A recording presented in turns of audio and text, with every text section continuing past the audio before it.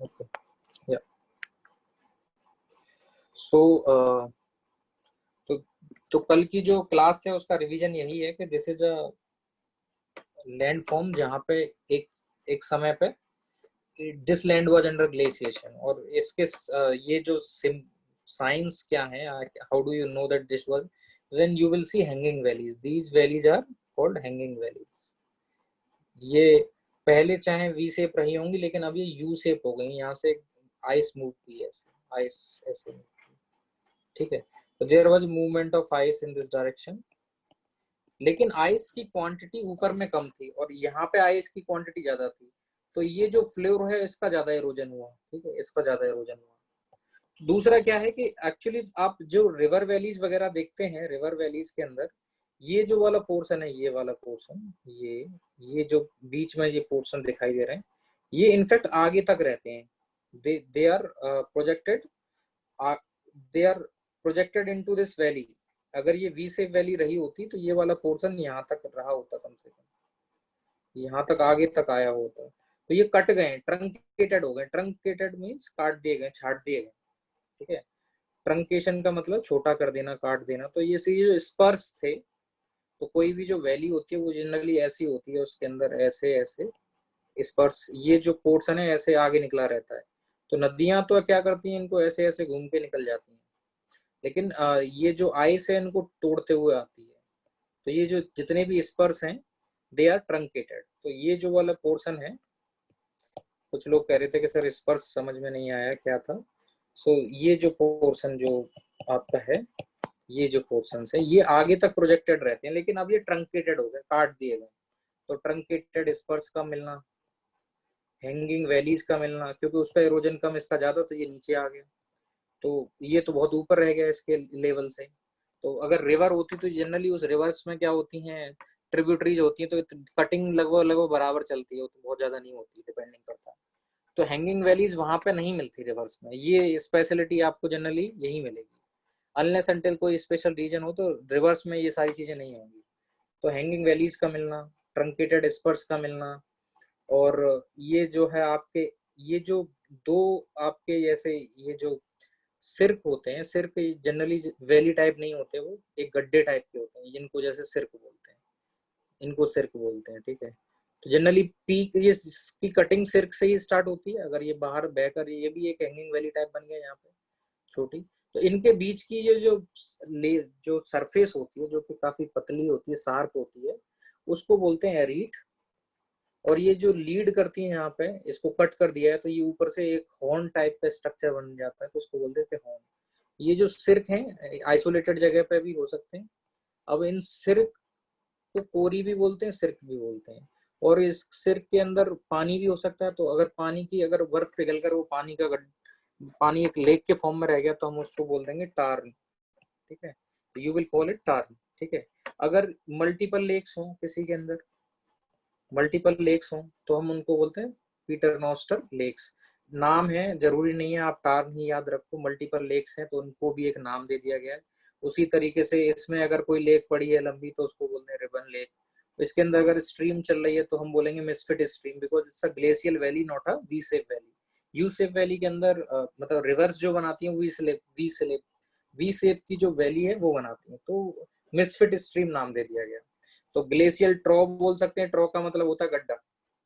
तो जनरली जैसे कोई ऐसी स्ट्रक्चर दिखाई जाती है तो इसको क्रेस्ट बोला जाता है, क्रेस्ट मीन्स टॉप, और इसको बोला जाता है ट्रॉ, क्रेस्ट, ट्रॉ। और ये हिंदी वालों के लिए बता रहा हूँ, या फिर इनको एंटीक्लाइन, इसको सिंक्लाइन भी बोलते हैं। लैंड फॉर्म्स जब होते हैं तो लैंड फॉर्म अगर ऊपर उठा हुआ तो एंटीक्लाइन एंड सिंक्लाइन मीन्स गड्ढा, ठीक है। तो एंटीक्लाइन सिंक्लाइन बोल सकते हैं रॉक के अंदर, और क्रेस्ट एंड ट्रॉ भी बोल सकते हैं, ठीक है। इस तरीके का लैंड फॉर्म, क्योंकि एंटीक्लाइन सिंक्लाइन में ये एक्चुअली एक लाइन ही नहीं है, ये एक बहुत लंबी दूरी तक एक्सटेंडेड होते हैं एक तरीके से ऐसे। तो एंटीक्लाइन सिंक्लाइन वर्ड यूज होते हैं वहां पे। बट अगर कोई भी अपलिफ्टेड इस तरीके से वेवी फॉर्म में अपलिफ्टेड होता है तो ये उसका क्रेस्ट हो जाता है, उसका ट्रॉ हो जाता है। तो इसको ये इस टाइप का गड्ढा तो है ही आपका, अगर इस टाइप पे खींचे तो ये गड्ढा तो है, तो ट्रॉ बोल दिया इसको, क्योंकि ग्लेशियर से बना है तो ग्लेशियल ट्रॉ नाम इसका होगा, ठीक है। तो दीज आर द, अगर एग्जाम में जस्ट जितना आएगा तो इरोजनल फीचर्स जो दिखाई देती हैं वो ये, इरोजनल फीचर्स तो ये हैं किसी भी, ठीक है। हॉर्न, एरिट, ये सारी चीजें तो बताई दी है। और एरिट हो गया तो यहाँ देख लो, ठीक है, एरिट इनको बोला जाता है, ठीक है, ये सब एरिट है। तो ये शार्प एजेस जो है उनको एरिट बोल दिया गया, ठीक है। और जब ये ग्लेशियर्स मूव करते हैं तो they with them brought these moraines, ये ग्लेशियल डिपॉजिट्स होते हैं, इनको मोरेन्स बोला जाता है, ग्लेशियल डिपॉजिट्स होते हैं। तो ये पहाड़ों के किनारों पर जब डिपॉजिट करते हुए आते हैं और ये कटिंग एक्शन में भी हेल्प करते हैं, तो इनको इनको बोला जाएगा लेटरल। लेटरल मींस किनारे पे एक तरीके से, मतलब साइड में। मीडियल मतलब बीच में, तो ये बीच वाले मीडियन मोरेन हो गए, ठीक है। तो ये लेटरल मोरेन्स हो गए आपके, इसी तरीके से ये लेटरल मोरेन्स हो गए। और ये बीच में आ रहा था इस वाले ग्लेशियर के, देखो तो ये बीच में है तो इसको मीडियल मोरेन बोल दिया, ठीक है। सॉरी, ये अगर इसको देखा जाए तो ये बीच में आ गए तो मीडियम मोरेन बोल देंगे। तो ये एक और फिगर है जिसमें आप देख सकते हैं दोबारा से, ये आपकी यू शेप्ड वैली है जिसे मैं बता रहा हूँ, बार बार एक्सप्लेन कर रहा हूँ आपको, ठीक है। इसको यू शेप्ड वाली वैली बोल सकते हो, ट्रॉ बोल सकते हो। ये आपकी हैंगिंग वैलीज हो गई। ये आपके ये वाले एजेस जो हो गए इनको आप क्या बोलेंगे, एरिट बोलेंगे। ये जो गड्ढे रह गए हैं इनके अंदर, अगर ये गड्ढा एस टाइप का रह जाता है तो ये बाउल शेप के जो गड्ढे हैं, हॉलो हैं, इनको बोला जाता है सिर्क। और उसके अंदर पानी रह जाए तो उसको हम टॉर्न बोल देते हैं। और कई सारी लेक रह जाए उनको अभी बताया था, ठीक है। और ये इस टाइप के जो फीचर्स होते हैं जो कि ऑलमोस्ट फ्लैट हैं, एकदम प्लेन, वो नहीं है, शार्प नहीं है, तो उनको कोल बोला जाता है। हालांकि ये सब चीजें मतलब भावनाओं में बहने की आवश्यकता नहीं है, इतना ज्यादा याद करने की आवश्यकता नहीं है। जस्ट 4-5 चीजें कोट कर दो, आगे बढ़ जाओ, your answer will be assume to be complete, ठीक है। सो एक हैंगिंग वैली कोट कर देना, ट्रंकेटेड स्पर्स, एरिट, हॉर्न, सिर्क, इतना काफी होगा, ठीक है। अच्छा, तो ये कल ऑलरेडी बता चुका था कि सिर्क क्या है। तो सिर्क की जब बता, अगर लिखने पे आ जाए कहीं कि आपसे कोई पूछे ग्लेशियल इरोजनल लैंड फॉर्म्स के बारे में बताओ, तो ग्लेशियर ट्रांसपोर्टेड लैंड फॉर्म्स होते हैं, जब मोरेन्स ट्रांसपोर्ट होती हैं तो थोड़े बहुत वहां पे साइन छोड़ के जाते हैं। इरोजनल लैंड फॉर्म्स होते हैं, then finally depositional land form होंगे। तो ग्लेशियर्स आपके इरोड करेंगे, ट्रांसपोर्ट करेंगे, डिपॉजिट करेंगे। तो सिर्क या कोरीज के बारे में बताया जाता है कि ये क्या है, बेसिकली बाउल शेप्ड डिप्रेशंस में बनते हैं। बाउल शेप्ड डिप्रेशंस होते हैं, और डिप्रेशंस में क्या होगा कि बर्फ के एक्शन की वजह से जो रॉक है उसकी बॉटम पे भी गड्ढा होता जाएगा और साइड में भी, बैक साइड में भी गड्ढा होता जाएगा, तो वहां से प्लकिंग होने लगेगी, ठीक है। तो आप इनमें बताएंगे कि rounded shape with steep side, ये चीज मत भूलना बताना, rounded shape with steep side. तो ये गड्ढे हैं जिनकी राउंडेड शेप होगी लेकिन इनकी बैक साइड स्टीप होती है। और इनके अंदर बेसियल बेस जो होता है वो भी इरोडेड होता है, स्कूपिंग, जैसे नहीं आइसक्रीम खाने जाते हो तो भैया 2 स्कूप देना। स्कूप क्या करता है, वो आइसक्रीम के जो जमी हुई बर्फ टाइप की होती है आइसक्रीम होती है, उसमें चम्मच अंदर डालता है और निकालता है, तो यही स्कूप है। तो ये स्कूपिंग जो बर्फ कर रही है आपकी, ये जो स्कूपिंग कर दी, ये देखिए ये इसने स्कूपिंग कर दी, ठीक है।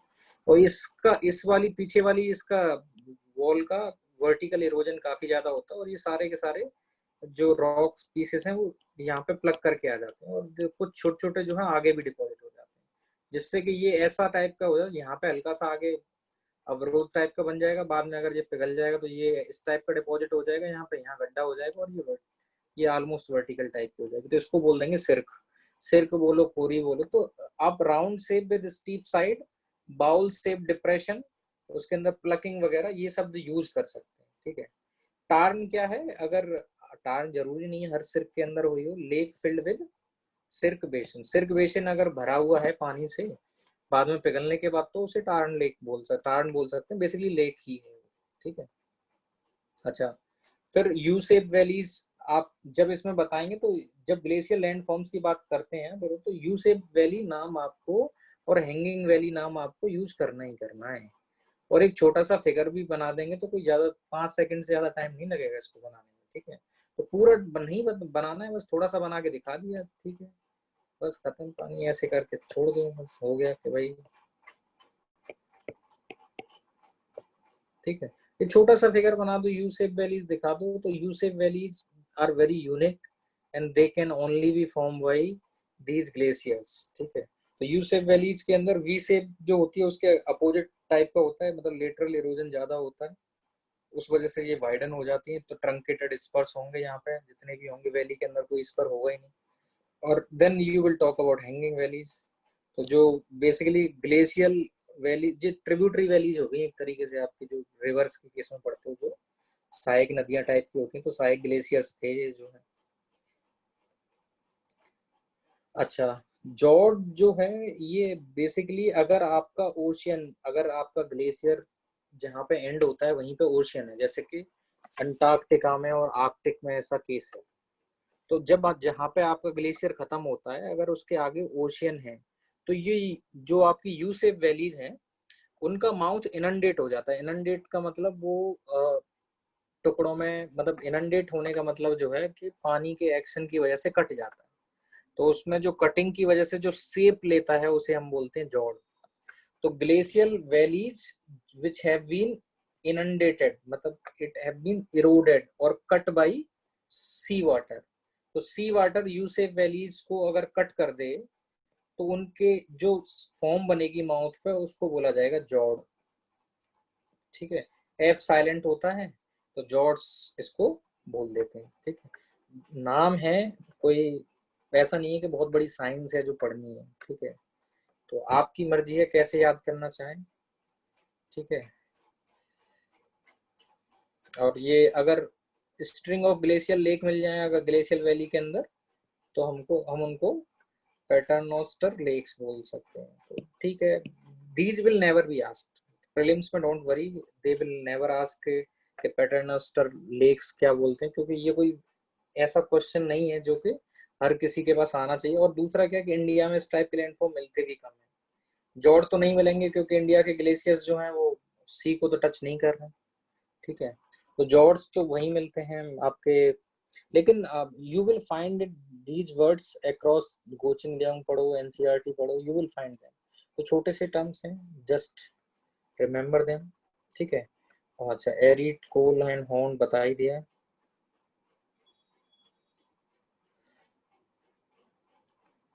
अच्छा, अगर ये जो दो सिर्क जो होते हैं उनके बीच में अगर आपका जी शार्प एज वाला जो है एकदम वैसा आ जाए सैडल शेप में, मतलब इस टाइप की शेप हो जाए, सैडल शेप मतलब एकदम उठा हुआ ना हो के गड्ढा टाइप का हो जाए या फ्लैट टाइप का हो जाए। ठीक है, तो सैडल एक ज्योमेट्रिकल शेप होती है। ठीक है, तो हम उसको बोल सकते हैं कोल। तो तो ये बताया था कल कि किस तरीके से आइस जब पिघलती है तो इस पानी बन जाती है, कम स्पेस लेती है, जैसे ये फ्रीज होती है रात को तो इसका वॉल्यूम 9% से बढ़ जाता है, जिससे छोटे छोटे क्रॉक्स वाइडन होते जाते हैं, और इस तरीके से ब्रेकिंग ऑफ द ये होने लगता है, आपका जो रॉक्स का ब्रेकिंग होने लगता है। जब ग्लेशियर्स मूव करते हैं तो अपने साथ इन चीज़ों को प्लग करते हुए भी चलते हैं। एंड दूसरा क्या होता है कि जिनका एवरेजन भी होता रहता है, तो छोटे भी होते रहते हैं। तो ये जो ग्लेशियल इरोजन जो होता है वो उसमें दो चीज़ें होती हैं, एवरेशन और प्लकिंग। एवरेजन का मतलब होता है इनको एक दूसरे के अगेंस्ट, मतलब पतला होते जाना, इनका घिसने जाना। ये फ्लोर के नीचे दिखाए हैं, बोले जो ऑलरेडी इतने पतले हो गए हैं, तो this is, they move with the, तो ऊपर वाले रॉक्स से हैं, they are not subjected to abrasion but these are subject to abrasion, तो उसकी वजह से ये घिस गए। और ये जो है इधर में जब जाएगा तो यहाँ के रॉक को भी तोड़ते हुए ले जाएगा, और दूसरा अपने साथ प्लग करते हुए ले जाना, उठाते हुए ले जाना। जैसे आप दौड़ते हुए जा रहे हैं और फूल प्लग करते हुए तोड़ के चले गए, फूल थे तो आपने हाथ बढ़ाया लेके चल दिए, या फिर चलते चलते कुछ रास्ते से उठा के ले गए तो बोले प्लग करते हुए चले गए। ठीक है, तोड़ते हुए ले गए। तो on the way while you are going somewhere you plugged something from there, तो कुछ लोकल मटेरियल को यू ब्रॉड विद योरसेल्फ, तो this is called plucking, simple Angrezi है। तो अब्रेजन मतलब घिसते हुए ले जाना, तो इनको ये रगड़ते हुए ले जा रहा है, घिसते हुए ले जा रहा है, और इनको ये उठाते हुए ले जा रहा है कि चलो भाई क्या करोगे यहाँ पड़े पड़े, मेरे साथ चलो, आई तुमको कहीं और की सैर कराते हैं, यहाँ पे क्या रखा है। तो उस टाइप का ये समझ लो कि कहानी चल रही है। तो ग्लेशियर वाज गोइंग, लैंडफॉर्म ऐसा था आपका, मतलब कोई भी लैंडफॉर्म इमेजिन कर लो, अब डोंट थिंक कि ये कौन सा माउंटेन है सर, कहाँ मिलता है। तो आई एम जस्ट टॉकिंग, जैसे ये एक लैंड फॉर्म है जिसके ऊपर ग्लेशियर है, तो ग्लेशियर इधर से इनको तो रगड़ते हुए लगे चलो भाई ऐसे नहीं छोड़ेंगे आपको, और इनको उठाते हुए चला गया, चलो आगे चलते हैं इस टाइप। तो दिस इज द वे, ये इस तरीके से इन पार्टिकल्स को इरोड करता है। और दूसरा ब्रेक वेदरिंग कैसे करता है वो बता दिया। अब ब्रेथ इसकी वेदरिंग और इरोजन और ट्रांसपोर्टेशन से क्या होता है कि जब भी ग्लेशियर मेल्ट होंगे तो ये बहुत सारे जो अनसॉर्टेड अनलेयर्ड सेडिमेंट डिपॉजिट कर जाते हैं। अनसॉर्टेड मींस के मतलब एक जैसे नहीं होते सब जगह, छोटे बड़े सब साइज के एक साथ हो जाएंगे। और लेयर्ड अनलेयर्ड का मतलब ऐसा नहीं होता, जैसे कि अब पानी के केस में देखोगे सेडिमेंट्स जनरली सॉर्टेड होते हैं, मतलब एक जैसे एक जगह होंगे, और दूसरा एक दूसरे के ऊपर लेयर बनती जाती है, उनसे हिस्ट्री पता चलती है उसकी। और सेडिमेंट्री रॉक तो ऐसे ही बनते हैं, लेकिन ग्लेशियर्स में वो सब नहीं होता, लेयर्ड भी नहीं बनेंगे और शॉर्ट भी नहीं होंगे, मतलब सारे साइज के एक जगह मिल जाएंगे। इनफैक्ट कई बार तो ग्लेशियर बहुत बड़े बड़े पत्थरों को बहुत दूर जाके फेंक देते, तो आइसोलेटेड पत्थर पड़े मिल जाएंगे कई जगह। तो ग्लेशियर ही ऐसा कर सकते हैं। तो when glacier melt they deposit piles of unsorted unlayered sediments. तो ये अनसॉर्टेड अनलेयर्ड सेडिमेंट जो कि ग्लेशियर्स के जाने के बाद डिपॉजिट हो जाते हैं, रह जाते हैं, इनको हम ग्लेशियल टिल बोलते हैं। ग्लेशियल टिल बोलते हैं, ठीक है। ओके, तो ये टिल रास्ते में भी डिपॉजिट होती हुई जाती है, ठीक है। और ये इनके माउथ्स पे भी डिपॉजिट होती है, तो सब जगह डिपॉजिट होती है। तो वो ग्लेशियल टिल, तो the ridges of the till, ठीक है, जो टिल डिपॉजिट हो जाती है ग्लेशियर्स के द्वारा, उस टिल को बोलते हैं मोरेन। अब मोरेन नाम है, ठीक है, तो इनको बोलते हैं मोरेन। अब लेटरल मोरेन का मतलब हुआ कि उस जब ग्लेशियर मूव कर रहा था तो पहाड़ के किनारों पे क्या डिपॉजिट करता हुआ चला गया। अगर ये इस तरीके इधर मूव करता हुआ तो यहाँ पे क्या डिपॉजिट करता हुआ, यहाँ पे क्या डिपॉजिट करता हुआ, उसको बोलेंगे कि लेटरल मोरेन, ठीक है। जैसे कि ये इधर मूव कर रहा था तो ये यहाँ पे क्या डिपॉजिट करते हुए आया इसके किनारे किनारे, तो इसको बोलेंगे लेटरल, लेटरल मोरेन्स। और मीडियन का मतलब बीच में, जैसे कि यहाँ पे क्या क्या डिपॉजिट करते हुए आए, ठीक है, तो मीडियन मोरेन। और टर्मिनल, जहां इसका माउथ खत्म हुआ उसको बोलते हैं हम इनको क्या बोलेंगे, ये आपके एक तरीके से सबसे एकदम इसके एंड में जो लास्ट लेयर होगी, जो सबसे दूर, ये अगर माउथ है इसके सबसे दूर जो लेयर होगी उसको बोलते हैं टर्मिनल मोरेन। और ग्राउंड मोरेन का मतलब ये जो ग्राउंड है इनके नीचे, यहाँ पे भी इसकी लेयर होती है पूरे ग्राउंड को कवर करते हुए। तो एक मीडियन में तो ज्यादा हो गया है, लेकिन ओवरऑल एक नीचे भी लेयर है इन सबके, तो there are particles which are there, तो उसको बोला जाएगा ग्राउंड मोरेन्स, ठीक है। अब इसमें से जैसे कि अब टर्मिनल ये था कि धीरे धीरे पीछे की तरफ बढ़ रहा है तो ये यहाँ डिपॉजिट करता जाएगा, तो ये साइन है कि ये जो है एक तरीके से रिसीड करता हुआ जा रहा है। रिसीड करना मतलब वापस लौटना। रिसेशनल मोरेन मतलब जो साइन है कि ये आपका पीछे लौट रहा है, आपका पिघलता हुआ जा रहा है, ठीक है। और ये यहाँ से एकदम से यहाँ तक तो आया और यहाँ से अब ये पानी की तरफ निकल गए, एक तरफ निकल गए, तो ये इसने एक तरीके से बहुत सारे सेडिमेंट्स को फेंक देता है माउथ पे, तो उसको बोलते हैं आउटवाश प्लेन। इसकी वजह से प्लेन बन जाते हैं, तो आउटवाश प्लेन। अब जब ये यहाँ पे बहुत सारी चीजों को ड्रॉप कर देगा या बहुत सारी चीजों को खत्म हो जाएगा, यहाँ पे डिपॉजिट कर देगा, तो यहाँ पे भी कुछ फीचर बनते हैं, तो उनको हम बोलेंगे डिपोजिशनल फीचर। तो अभी ट्रांसपोर्टेड के बारे में पढ़ लिया, पहले एरोडेड के बारे में पढ़ लिया, finally you study about depositional features. जब ये डिपॉजिट करता है इन सेडिमेंट्स को तो उन फीचर्स को क्या बोलते हैं। तो ये आपका ग्लेशियर है, ये ग्लेशियर यहाँ पे एक तरीके से अब ये डिपॉजिट करने लगा है, तो यहाँ पे बहुत सारी फीचर्स बनेंगे, जैसे कि इनको ड्रम लाइन बोला गया, ठीक है, ड्रम लाइन बोला गया। ये आपकी हो गई, ये आपके टर्मिनल मोरेन्स हो गए, ठीक है। अच्छा, ये जरूरी नहीं है हर जगह ओशियन ही हो, यहाँ पे ऐसे बोल दिया ओशियन है एक तरीके से, ठीक है। तो जहाँ ओशियन होगा वहाँ ओशियन हो सकता, नहीं होगा तो नहीं होगा, ठीक है। अच्छा, तो जब भी ग्लेशियर्स मूव करते हैं they push large piles of unsorted sediment, unsorted and unlayered sediment, ठीक है। बस इनको जिनको ग्लेशियल टिल या जो बोल दो ग्लेशियल टिल या सेडिमेंट्स या टुकड़े जो अपने साथ लेके आते हैं, और ये ग्लेशियल डिपॉजिट्स जो होते हैं, ये मोरेन्स जो होते हैं, मैंने कल बताया था, जो आपकी सेफ्रॉन कल्टीवेशन जो होती है कश्मीर वैली में, they are the reason actually for its success. तो ये सेफ्रॉन कल्टीवेशन के लिए ये जो ग्लेशियल टिल है, this is considered best for it. ठीक है, जब भी ग्लेशियर मेल्ट होंगे, they will leave huge pile of sediment, जिन सेडिमेंट को ही मोरेन बोला गया है बिहाइंड। ठीक है, तो टर्मिनल मोरेन का मतलब जो लार्जेस्ट लेयर होगी, जो जहां तक ये ड्रॉप करके आएगा एक मेजर लेयर, उसको बोला जाएगा टर्मिनल मोरेन। ठीक है, तो इतना काफी है मोरेन के बारे में। जब डिपोजिशन लैंडफॉर्म पढ़ते हो आप, तो वो डिपोजिशन लैंडफॉर्म में आपने क्या क्या पढ़े, आप देखोगे रिसेशनल मोरेन। तो टर्मिनल मोरेन अगर मैंने इसको नाम दे दिया है, तो उसके पीछे जब ये लौट रहा है, तो ये जो डिपॉजिट करेगा, मान लो कि इसमें 3 ऐसे डिपॉजिट लेयर मिल रहे हैं आपको, तो सबसे दूर अगर इधर से आ रहा था, तो सबसे दूर क्या है, ये टर्मिनल लेयर है, तो इसको you will call it a terminal moraine, and these are the recessional moraines. ठीक है, उसके अलावा ये आपको कुछ लेक्स दिख रही हैं छोटी छोटी, इनको बोला कीटल लेक। कुछ ऐसे एंगुलर फॉर्म में छोटे छोटे फीचर्स दिख रहे हैं, इनको एस्कर्स बोला है। तो कल मैंने बताया था एस्कर्स एस टाइप के फीचर्स हैं जो कि डिपोजिशन की वजह से बन गए। ठीक है, और उसके बाद कीटल लेक, तो कीटल लेक के बारे में बता देते हैं कैसे बनी है। तो वह इतना बता दो, उतना काफी है, और इसको आउटवास प्लेन बोल देना। ठीक है, आउटवास प्लेन, तो इससे ज्यादा क्या लिखोगे, और इससे ज्यादा कोई जरूरत भी नहीं है, और इसको बोल देना ग्राउंड मोरेन या ग्राउंड टिल, जो भी बोलना है। ठीक है, so there are drumlins here here here, तो ड्रम लाइन्स एवरीवेयर। तो आप ड्रम लाइन्स की बात कर दो, आप कीटल लेक्स की बात करो, रिसेशनल मोरेन की बात कर दो, टर्मिनल मोरेन की ईस्कर्स की बात कर दो, एंड आउटवास प्लेन की बात कर दो, that is more than enough.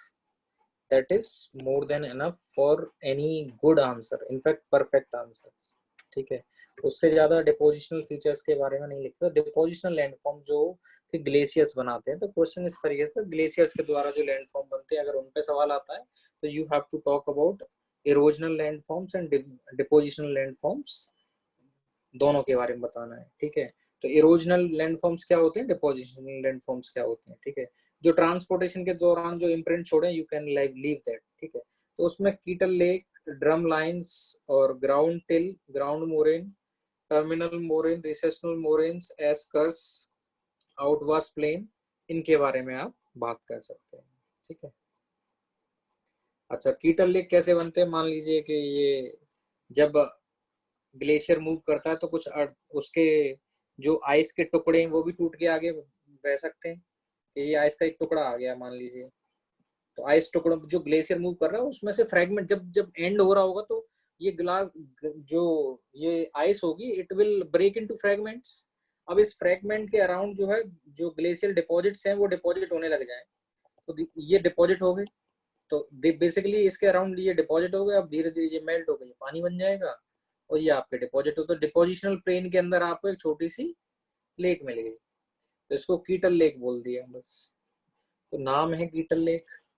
तो इसका मतलब क्या है कि ये बहुत कॉमन होगी, सीधी सी बात है, जब आप डिपॉजिट कर रहे हो सारे के सारे सेडिमेंट्स को एक जगह, और कुछ जो है बड़े बड़े आइस के टुकड़े जो है टूट जाते हैं, और वो एक जगह ही रखे रह जाते हैं, और आसपास ये जैसे ही सेडिमेंट जमा होते जाते हैं, तो ये सेडिमेंट बिल्ड होते जाते हैं, और ये पानी जब पिघलता है, तो एक लेक के फॉर्म में वहां जमा हो जाता है, तो इसको बोल दिया कीटल लेक। तो नाम है, तो बस आप दिखा सकते हैं। तो मेरा यही कहना है कि बस ये वर्ड दिखा देना वहां पे, ग्राउंड मोरेन, रिसेशनल मोरेन, और terminal moraine, kettle lake, drumlins, outwash plain, that's all, that should be sufficient.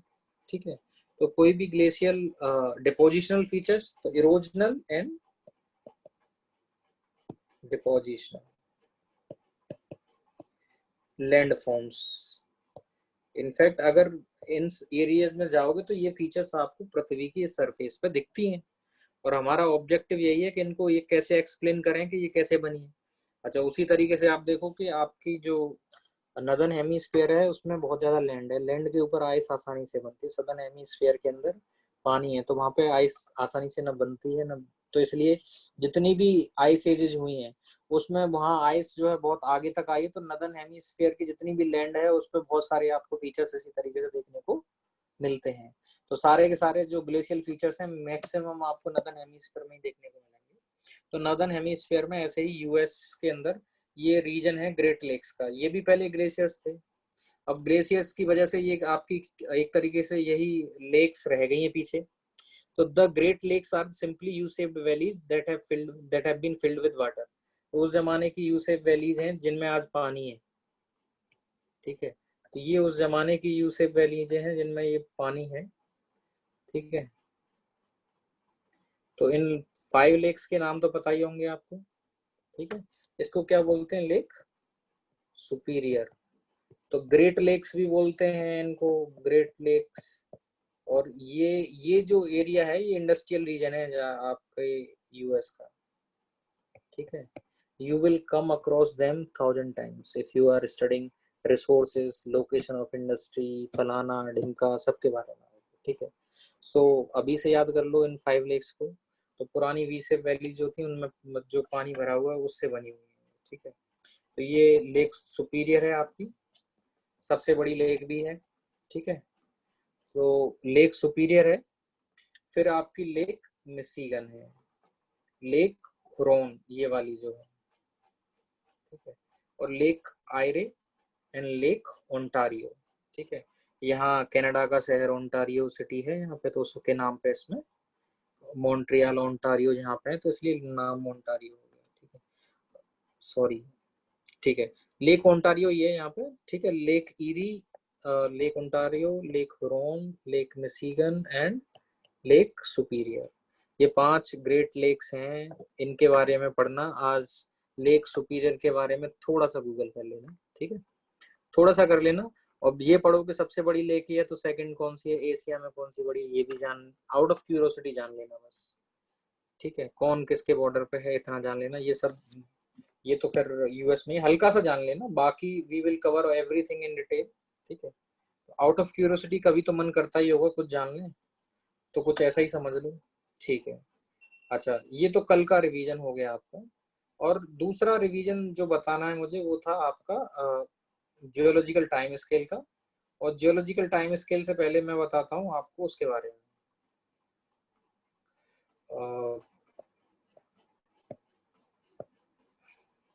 Okay, आपको बताते हैं मिलांकोविच साइकिल के बारे में। तो मिलांकोविच साइकिल के बारे में, अगर ग्लेशियर, मिलांकोविच साइकिल आपके ग्लेशिएशन को एक्सप्लेन करती है, ठीक है। इट एक्सप्लेन्स द ग्लेशिएशन, जो ग्लेशिएशन या आइस एजेस आए हैं, क्यों आए हैं, कैसे आए हैं, how do you explain them, ठीक है। तो मिलांकोविच साइकिल या मिलांकोविच टी टर्नर मिलांकोविच ऐसे कुछ नाम है उसका, मिलांकोविच, ठीक है। मिलांकोविच साइकिल जो क्या है, ये किसकी साइकिल है, ये it talks about ice edges को अगर एक्सप्लेन करना है। आइस एजेस का मतलब टेम्परेचर वेरिएशन, टेम्परेचर वेरिएशन का मतलब आपका टेम्परेचर इस तरीके से वेरी किया है, ज्यादा हो गया, कम हो गया, ज्यादा हो गया, कम हो गया। अर्थ के पास्ट में, हिस्टोरिकल पास्ट में देखा जाए तो ये इंटरग्लेशियल फेज हो गई, यहाँ ज्यादा हो गया। लेकिन कम हो गया तो इसका मतलब यहाँ पर ग्लेशिएशन, ग्लेशिएशन का मतलब अर्थ का लार्ज एरिया, अर्थ की सरफेस का large area was covered with glaciers. फिर उसके बाद ग्लेशियर्स पिघल गए, देन अगेन अर्थ का very large area was covered with ice, then again it was covered, ये इंटरग्लेशिएशन। तो दो ग्लेशिएशन के बीच का पीरियड होता है इंटरग्लेशिएशन। तो ग्लेशिएशन, इंटरग्लेशिएशन, ग्लेशियन, इंटरग्लेशिएशन। तो ग्लेशिएशन की फेज क्या है आपकी, आइस एज है। तो earth in its past has went through many ice age. और जैसा कि आपको पता है अर्ली स्टेज में जैसे हार्डीन इयन की बात करते हैं तो तब तो आइस वैसे ही बहुत, अर्थ वैसे ही बहुत हॉट था। तो what you will call that, कि ये तो भाई you call it a hell, compare it to hell, तो इट वाज सो हॉट। तो उस समय तो नहीं होंगे। तो अर्थ जैसे जैसे कूल हुआ है उसके बाद इसका एक्चुअली जो है उसमें ये ग्लेशिएशंस के फेज आने लगे, ठीक है। तो इसको एक्सप्लेन करता है मिलांकोविच साइकिल। वो ये बताता है कि कई सारे रीजन्स हैं। एक रीजन ये है कि आप कहते हैं कि ये तो हो गया सन और इसके अराउंड घूम रहा है आपका अर्थ, ठीक है। अब ये जो अर्थ का जो साइकिल है, बोले कि ये ऐसा भी होता है, ऐसा भी होता है, तो ये इसकी एसेंट्रिसिटी चेंज होती रहती है। जब ये ऐसे साइकिल में है तो इसमें जब ये दूर चला जाएगा तो ज्यादा ठंडा होगा कि नहीं होगा, ठीक है। जब ये दूर होगा, if it is in a longer elliptical path then it will receive less energy, less heating होगी इसकी, ठीक है। तो लो हीट रिसीव होगी और पास होगा तो थोड़ा ज्यादा हीट होगी, मोर हीट। तो इसको उसने बोला आपकी एसेंट्रिसिटी होती है, ये बताती है, एसेंट्रिसिटी को ई से बोलते हैं। तो कोई भी इलिप्स जो है कितना इलेप्टिकल है, कितना, अगर ई 1 है उसका तो बोलेंगे भाई मतलब ई 0 से 1 के बीच में वेरी करता है, लेकिन उसकी वैल्यू जानने की मतलब उसको बोलते हैं eccentricity. It is a measure कि ये किसी जो स्फेरिकल शेप होती है, जो आपकी सर्कुलर शेप होती है, इसको टेढ़ा करते जाएंगे, ऐसे टेढ़ा करते जाएंगे और टेढ़ा करते जाएंगे, उसका मेजर होता है। इससे इन सब का ई फिक्स होगा, एसेंट्रिसिटी। इसका ई इतना है, इसका इतना है, इसका इतना है, इसका इतना है, ठीक है। तो इनका फिक्स होता है, यानी इसका मतलब एसेंट्रिसिटी वेरी करती है, मतलब उसका जो पाथ है इट कीप ऑन चेंजिंग। और इसकी जो साइकिल है वो बोला कि भाई इसकी साइकिल है 1 लाख साल, 1 लाख साल में ये चेंज हो जाता है इसका पाथ। एसेंट्रिसिटी पहली बात उसने ये कह दी, पहली बोल दी एसेंट्रिसिटी। अच्छा, दूसरी बात ये कहता है कि आपका अर्थ जो है आज अगर वर्टिकल से 23.5 से टिल्टेड है, ये अर्थ का जो गोला है ये वर्टिकल से कितना टिल्टेड है आज, 23.5 डिग्री। लेकिन वो उसका ये कहना है कि it got tilted up to 24 also, 24.5 से लेकर 22.5 के बीच में टिल्ट होता है इसका, 22.5। बोले कि 41,000 ईयर की साइकिल है, 41,000 ईयर के बाद ये जो 24.5 पे पहुंच जाएगा, उसके बाद दोबारा लौट के यहाँ आएगा, फिर उसके बाद दोबारा लौट के वहां जाएगा। तो मतलब इस तरीके से ये चेंज होता रहता है। अब डेफिनेटली अगर 24.5 पे होगा तो जो इसका मोर एरिया है that will be expose to the sun. अगर ये 22.5 पे है तो ये जो है, जो अर्थ का जो एरिया है, जो हीटिंग है वो वहीं तक होगी एकदम। एकदम आपके अभी जैसे हीट जो है नॉर्मली 23 पॉइंट सन का जो मूवमेंट है आज की डेट में, जैसे कि 23.5 से अगर ये झुकी हुई है अर्थ आपकी, तो वी से के भाई समर में आपके लिए नदर्न हेमिस्फीयर में सन यहाँ होता है, और जब आपके यहाँ विंटर होती है तो अर्थ सन यहाँ पे होता है। तो 23.5 डिग्री नॉर्थ से लेकर 23.5 डिग्री साउथ तक मूव करता है। अगर मैं ये कहूँ सन आपका इतना ही मूव करेगा 22.5 से लेकर इतने से इतने के बीच में, तो मैक्सिमम हीटिंग इस वाले रीजन में होगी, मतलब ये वाले रीजन और भी ज्यादा कोल्डर होंगे। तो मतलब आपके जो ग्लेशियर्स हैं दे कैन एडवांस, क्योंकि वो ज्यादा कूलिंग होगी, ठीक है। तो ये कहा उसने कि जो इसकी जो रोटेशनल एक्सिस है इट कीप्स ऑन चेंजिंग। और हमारी तो वो उसने कहा कि ये तो कम चेंज होती है, जैसे कि क्योंकि अर्थ का एक ही मून है, मार्स जो है, मार्स उसके दो दो मून है, तो उसका ये जो टिल्टिंग है जो 24.5 से 22. उसका और ज्यादा होता है, मून और भी ज्यादा टिल्ट हो जाता है, काफी ज्यादा टिल्ट होता है। पर टिल्ट ये ऐसा नहीं कि एक दिन में हो रहा है, आपके और हमारे पीरियड में नहीं होगा, हमें हमेशा स्टैटिक ही दिखाई देगा। बट 41,000 ईयर्स बहुत ज्यादा होते हैं, ठीक है। 41,000 अभी 1,000 साल का मतलब आदमी की उम्र होती है मुश्किल 70-80 साल। तो तुम आप यू कैन इमेजिन के 1,000 ईयर इतना है, तो 2,000 ईयर कितना होगा। तो इट्स लाइक ह्यूज, ठीक है। और थर्ड चीज बताई थी उसने, प्रिसेशन। ये लोगों को कल समझ में नहीं आया था, प्रिसेशन या वॉवलिंग। तो इसको कुछ ऐसे समझ लो, प्रिसेशन का मतलब होता है कि ये अगर अर्थ है और ये अपनी एक्सिस पर रोटेट कर रही है, ठीक है, अपनी एक्सिस पर रोटेट कर रही है, और ये उसका मान लो ये वर्टिकल लाइन है, एक ये वर्टिकल इमेजिनरी लाइन है, और एक्सिस भी कोई एक्सिस पे ऐसा तो नहीं है अर्थ में कोई वायर फंसा हुआ है। This is just a line passing through the center around which earth is seems to be rotating, ठीक है। this is just a imaginary line around which earth seems to be rotating। तो अर्थ 23.5 के rotate कर रही है। लेकिन आप ये मान लीजिए कि अगर ये आपका नॉर्थ पोल है, ये आपका साउथ पोल है, ठीक है, ये आपका नॉर्थ पोल हो गया, ये साउथ पोल हो गया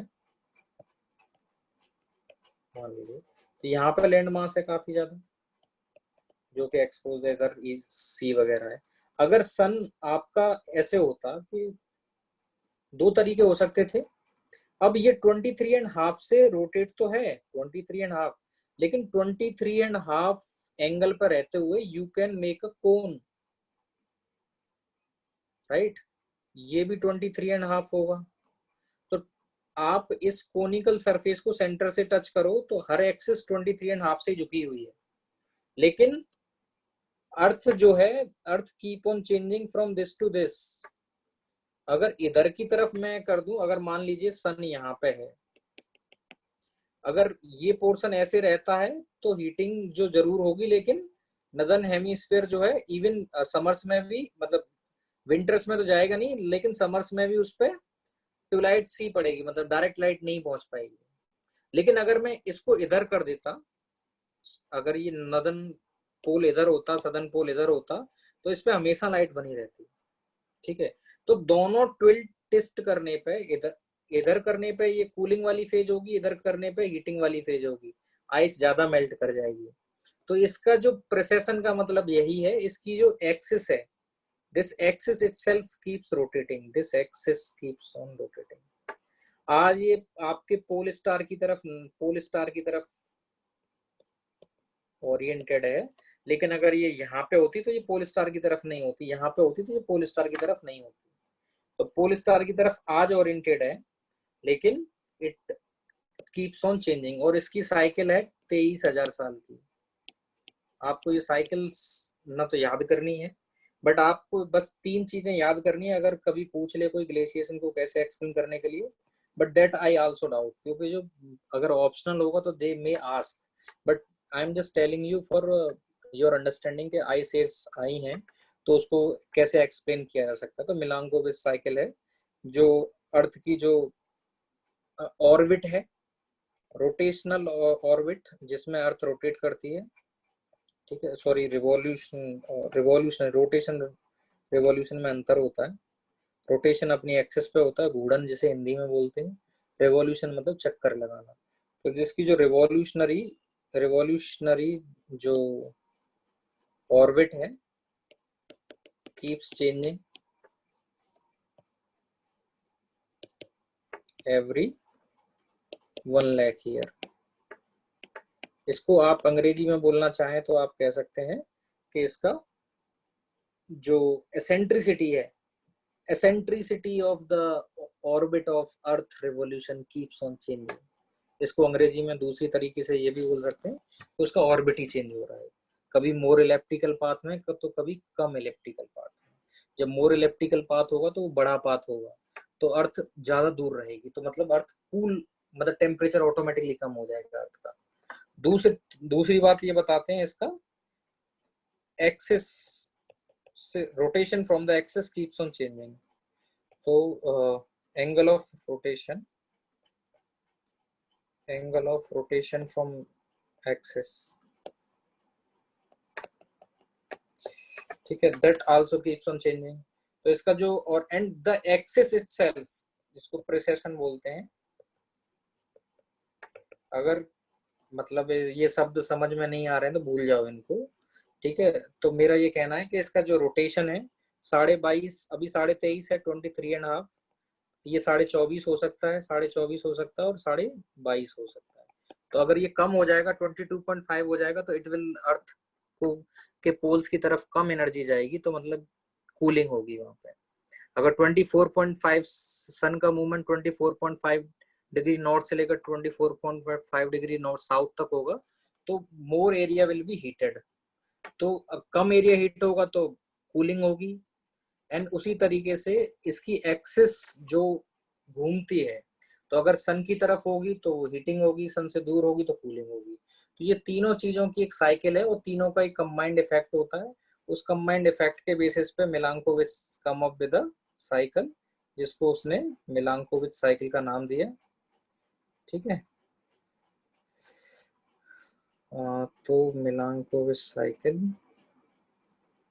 कहाँ है? तो ये शब्द यूज किए थे मिलांकोविच ने, अभी आपको शायद समझ आ गया होगा। ठीक है, तो प्रिसेशन तो जस्ट अंग्रेजी के शब्द है। ठीक है, तो ये गवर्न करता है कि किस तरीके से आपका ये रोटेशन और रिवॉल्यूशन में चेंज आया है। तो एक एसेंट्रिसिटी बता दी, लो एसेंट्रिसिटी की ऑर्बिट ऐसी हो गई और हाई एसेंट्रिसिटी की ऑर्बिट इस तरीके की होगी, बड़ी ऑर्बिट हो गई। और ऑर्बिटल प्लेन से एक्सिस ऑफ रोटेशन का ये 4.5 से लेकर 22.5 तक इस तरीके से हो गया, अभी ये 23.5। और ऊपर से इसकी ये जो एक्सिस है, it self keeps on rotating. तो अगर एक्सेस यहाँ है तो इट इज टुवर्ड्स द, मतलब अगर एक्सेस यहाँ है तो ये हीटिंग वाला एरिया, अगर एक्सेस ऐसी होती तो ये जो है एरिया उस तरफ होता, तो कूलिंग फेज हो जाती। तो तीन चीजें हो गई, अर्थ की जो ऑर्बिट चेंज होने लगती है, इसका टिल्ट चेंज होने लगता है, और इसकी एक्सेस रोटेट होके एक एरिया को सन की तरफ फेस करवा सकती है और सन से दूर भी फेस करा सकती है। तो उसका रिजल्ट है कि आपके ग्लेशिएशन। अगर इससे भी ना समझ में आया तो एक छोटा सा वीडियो दिखा देता हूँ जो कि आपको पिक्चराइज करा दे, हालांकि कंफ्यूज तो थोड़ा सा करेगा वो। So just see this small video. अभी स्क्रीन मैंने हटा दिया है तो डोंट वरी, वीडियो चलाता हूँ उसके बाद स्क्रीन लगाता हूँ।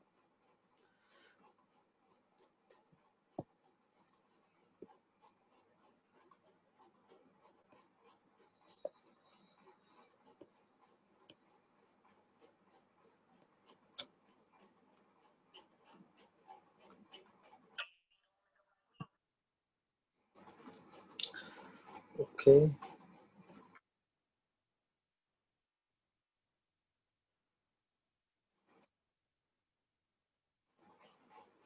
चलिए अब स्क्रीन शेयर करते हैं।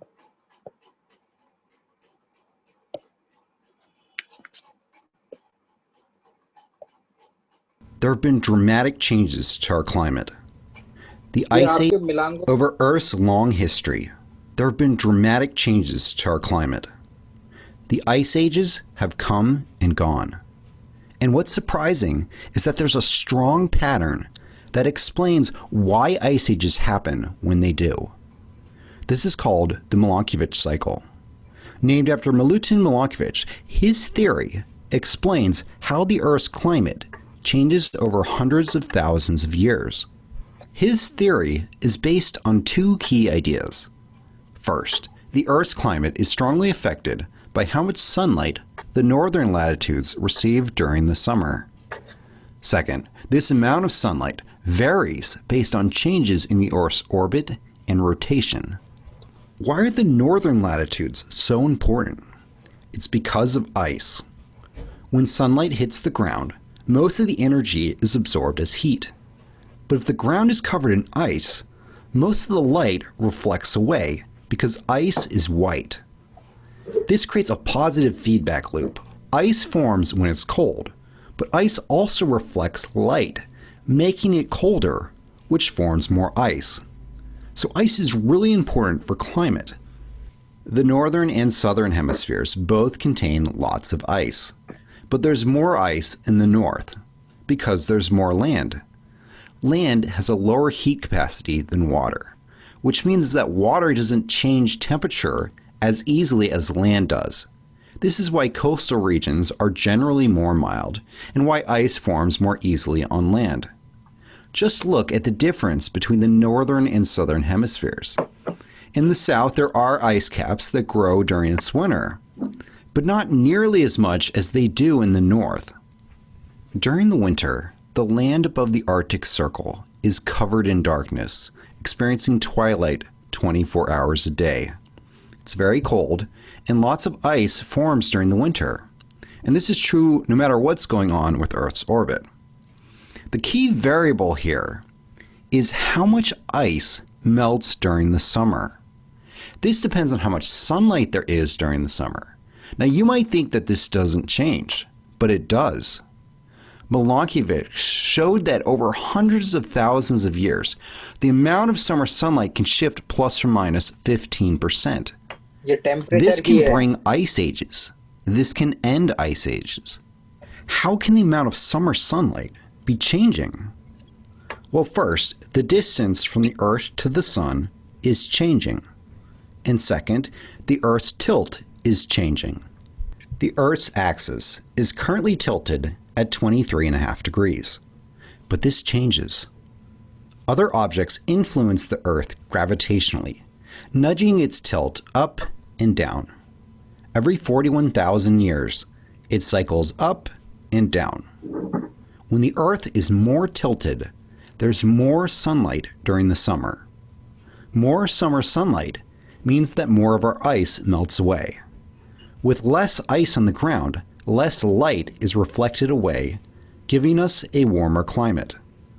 Earth is unusual in that its tilt doesn't change very much. Earth has a very large moon, which stabilizes its tilt.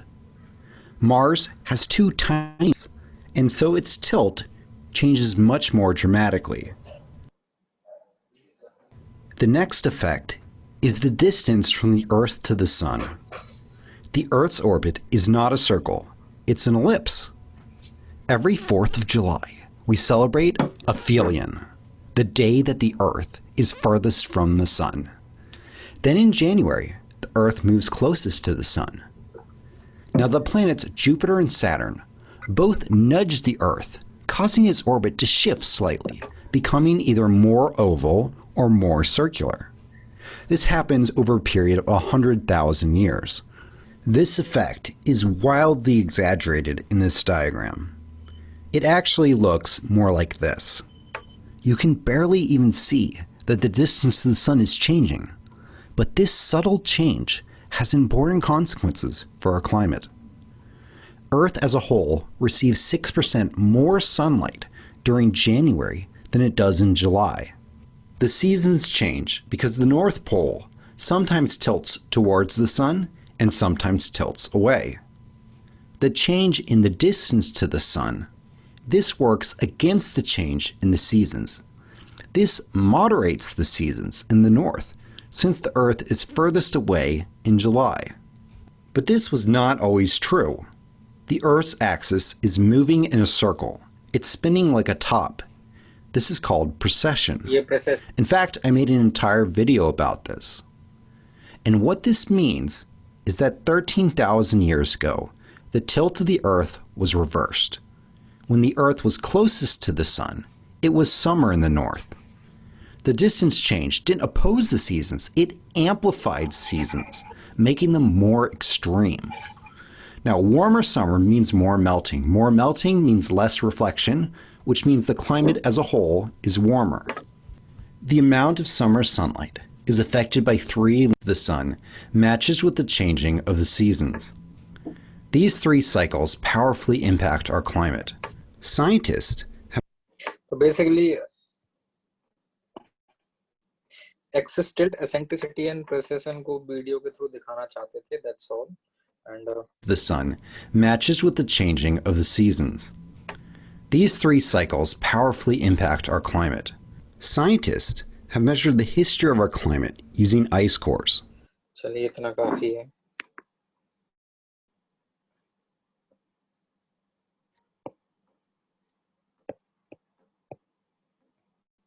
तो आइस कोर्स जो है, आइस कोर का मतलब आइस के जो सैंपल, सिलेंड्रिकल सैंपल्स हम डग करके लाते हैं, जहाँ पे आपके परमानेंट आइसेस हैं फ्रॉम लंबे समय से, और उनमें जो पीछे साइंस मिलते हैं, पुरानी हिस्ट्री उसमें रिकॉर्ड होती है अर्थ की. So hope you can see the screen now, right?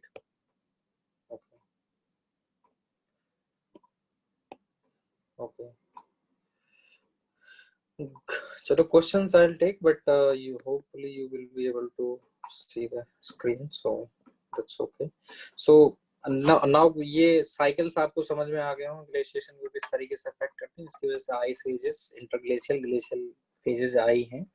Then comes your geological time scale. Geological time scale के बारे में भी कुछ डाउट थे, कल दोबारा बताने की बात करी गई. तो जियोलॉजिकल टाइम स्केल एक तो ये होता है कि how do you know about the past, how do you no कि इस समय ये हुआ था. तो उसके बारे में रेडियो एक्टिव डेटिंग और बाकी मेथड जो यूज किए गए, स्ट्रेटिग्राफी के जो मेथड यूज किए गए जियोलॉजी के, उनके बारे में बात नहीं करते, वो थोड़ा सा ज्यादा हो जाएगा। Radio active dating is perfect chemistry. Radio active chemistry एक चैप्टर होता है, it's a big part, but उस केमिस्ट्री को जान के उतना ज्यादा नहीं करना आपको। कई बार रेडियो एक्टिव डेटिंग, इसका मतलब ये है कि एक कोई भी पदार्थ जो कि रेडियो एक्टिव होता है, रेडियो एक्टिव वो होता है जो समय के साथ डिके होता है, मतलब वो जिसका न्यूक्लियर अनस्टेबल है। तो there are many many many chemical nuclei ऐसे होते हैं जिनके कुछ कुछ नाम है, वो अनस्टेबल होते हैं और टाइम से धीरे धीरे डिके करते हैं। और under compulsion, under high pressure, जब अर्थ बहुत हॉट थी, they have form but under high pressure, जब भी इनफैक्ट न्यूक्लियर या हाइड्रोजन बम का एक्सप्लोजन करते हैं, दे आल्सो फॉर्म। तो उसके बाद उनका धीरे धीरे डिके स्टार्ट होता है। तो किसी का डिके की जो साइकिल होती है, टाइम लेता है डिके में, वो बहुत लंबा होता है। Some particles have a decay time extending into billions of years. तो आप ये पता कर लो इसके अंदर कितना डिके हुआ है, और वो आसानी से केमिकल मेजरमेंट से हो सकता है। तो यू कैन टेल कि ये पार्टिकल जो है अर्थ पे कितने समय से है, तो वो रेडियो एक्टिव डेटिंग होती है। दूसरा, कुछ रेडियो एक्टिव सब्सटेंस होते हैं, दे आर वेरी स्पेसिफिक, तो मेडिकल ट्रीटमेंट में काफी यूज होते हैं। तो इनफैक्ट मेडिकल ट्रीटमेंट में जैसे कोबाल्ट 60 हो गया, तो वो जो किसी, अगर बॉडी में किसी पार्ट में अगर कोई कैंसर सेल्स हैं, तो उनको रेडियो एक्टिव रेज के थ्रू आपको लोकली उनको डिस्ट्रॉय करना है, तो यू यूज कोबाल्ट 60। उसके अलावा जैसे सीजियम 137 हो गया, तो वो सीजियम हुआ, या फिर आपके सोडियम हुआ, सोडियम 23 हो गया। तो सोडियम आपके ब्लड स्ट्रीम के साथ आसानी से मूव करता है, तो आपके ब्लड में कहीं क्लॉगिंग हुई है, तो यू यूज दैट सोडियम 23। तो ये एक आइसोटोप्स हैं सोडियम वगैरह के, और ये सारी चीजें आप यूज करते हो। तो इनको एक साइंस में एक साथ लेकर कौन कौन से आइसोटोप का क्या यूज होता है, गैलियम का क्या, गैलियम 67 का, सीजियम 167 कहाँ पे यूज होता है, या सोडियम 23 कहाँ यूज होता है, या आयोडीन का कहाँ पे यूज होता है। आयोडीन यूजुअली आयोडीन 31 करके होता है, वो कहाँ यूज होता है, कि गोइटर वगैरह या आयोडीन वगैरह। इनफैक्ट जो जब ये हुआ था आपका चेरनोबिल एक्सीडेंट हुआ था, तो चेरनोबिल एक्सीडेंट जब हुआ आपका यूक्रेन के अंदर, आज भी वो घोस्ट सिटी है, एंड वहां पे सारी की सारी सिटी खाली करा दी गई। एंड इन योर ह्यूमन मतलब कई सारी जनरेशन तक, even in future for a very very long time, no one will be able to go there, because radiation वहां पे अभी भी बहुत ज्यादा है। ठीक है, तो ह्यूमंस को रेडिएशन से बचाने के लिए इनफैक्ट वहां पे लोगों को आयोडीन ज्यादा दिया गया था। तो मतलब कई सारी चीजें हैं, तो इनका काफी यूज होता है मेडिसिन में। तो जब उनको पढ़ेंगे तो इन डिटेल पढ़ेंगे। तो साइंस में एक छोटा सा टॉपिक होता है कि रेडियो एक्टिव सब्सटेंस का मेडिसिन में क्या यूज है। मेडिसिन में भी यूज होता है। दूसरा, प्रोटेक्शन वगैरह, जैसे कि रेडिएशन करके फूड्स की सेल्फ लाइफ बढ़ाई जाती है, तो उसमें भी यूज हो रहा है। एंड फूड को हम कंज्यूम कर रहे हैं, तो इसलिए एक जनरल अवेयरनेस का कंपोनेंट आ जाता है। मेडिकल ट्रीटमेंट में कॉमनली यूज हो रहा है, तो वो भी जनरल अवेयरनेस का कोई कंपोनेंट आ जाता है। तो we should be have, like constitution भी बोलता है कि spirit of inquiry, reform, scientific temper होना चाहिए। तो इसलिए यूपीएससी जब रिक्रूट करता है स्टेट पीसीएस, तो किसी भी एस्पिरेंट से एक्सपेक्ट करते हैं कि साइंटिफिक टेम्पर हो, साइंस में क्या डेवलपमेंट हो रहे हैं, सोसाइटी को जो इम्पैक्ट कर रहे हैं, एटलीस्ट उनके बारे में बेसिक जानकारी हो। तो वो वहां पे मैं I will be covering them. So geological time scale क्या है कि अर्थ की जो हिस्ट्री है, earth is 4600 million years old. तो 4600 मिलियन ईयर्स ओल्ड ये आपकी अर्थ है। तो 4600 मिलियन ईयर्स या 4.6 बिलियन ईयर्स। ठीक है, तो 4.6 बिलियन, अगर 4.6 बिलियन ईयर के टाइम पीरियड को 4 हिस्सों में डिवाइड किया है, मतलब बेसिकली 4 इयन में डिवाइड किया गया। तो इसका सबसे बड़ा जो डिमार्केशन होता है, जैसे आप अपने समय को बोलते हैं, जैसे कि कोई सदियों तक सरवाइव करती चीज तो उसको सेंचुरीज में है। फर्स्ट सेंचुरी के बाद, सेकंड सेंचुरी के बाद, कोई 1000 साल तक जीता तो फर्स्ट मिलेनियम में क्या हुआ, सेकंड मिलेनियम में क्या हुआ, उस टाइप की बात करते हो। लेकिन जब इतना बड़ा समय है तो मिलेनियम, सेंचुरीज, ईयर्स काम नहीं आएंगी। Millennium, centuries, years, days, hours, minute, seconds नहीं काम आएंगे। तो you have to talk about some other skills. तो हमने उसी तरीके से, अब ये आपकी जिंदगी से नहीं है, ये अदर अर्थ की लाइफ से बिलोंग करता है, तो इसलिए ये जो नोमेनक्लेचर है वो आपने पहले नहीं सुनी होगी।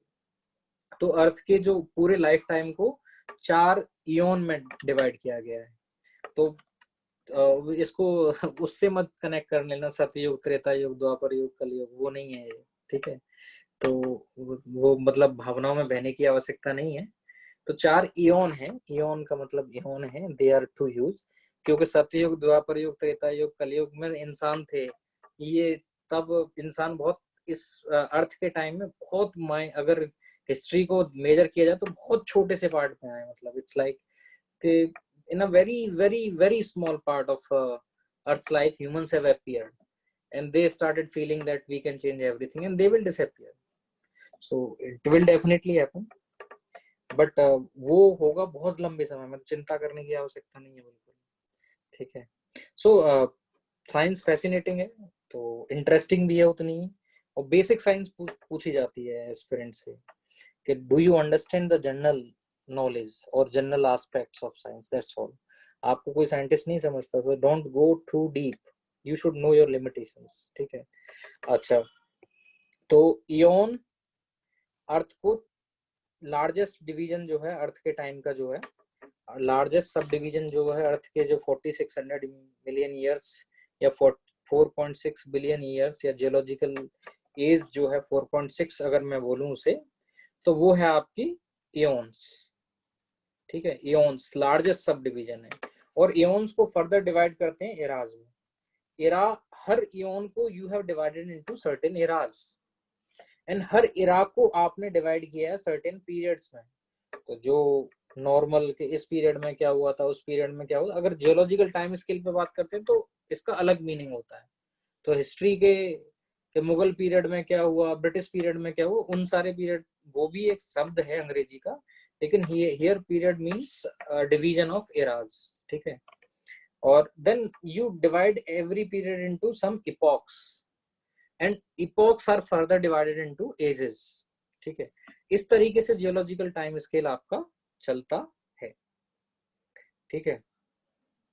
ओके, देन तो जो आपने 4 डिवीजन किए हैं, तो बेसिकली अगर देखा जाए तो हम अर्थ को की पूरी लाइफ को अगर 2 हिस्सों में जानना है, अगर अर्थ की पूरी लाइफ को 2 हिस्सों में जानना है, तो हम बोलते हैं कि भैया प्री कैम्ब्रियन और Cambrian, pre Cambrian and Cambrian, Cambrian से पहले और कैम्ब्रियन के बाद। कैम्ब्रियन क्या है, तो आपको देखोगे एक पीरियड है, तो अगर मैं इस पूरे लाइफ को अगर पीरियड में देखना चाहूँ तो ये 542 है यहाँ पे। तो यहाँ पे पीरियड जो अपीयर होता है, तो अगर इयोन को एरा में, एरा को पीरियड में ब्रेक किया, तो यहाँ पे जो पीरियड लाई करता है वो है कैम्ब्रियन। तो कैम्ब्रियन का कुछ सिग्निफिकेंस होगा, इसलिए इतना बड़ा यूज किया जाता है ना, कि प्री कैम्ब्रियन से पहले की लाइफ और जिंदगी अर्थ की, और उसके कैम्ब्रियन के बाद की।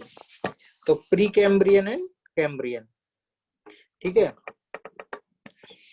देन यू, मतलब ये तो एक तरीका हो गया, ठीक है। I will talk about K Y Cambrian and pre Cambrian, लेकिन वर्ड यहाँ से अपने आप में परफेक्ट है कि ये कैम्ब्रियन पीरियड शुरू हुआ था, और तो उससे पहले का, तो कैम्ब्रियन पीरियड में क्या हुआ था ये जानने की बात है, ना कि क्यों बोलते हैं, बस, ठीक है।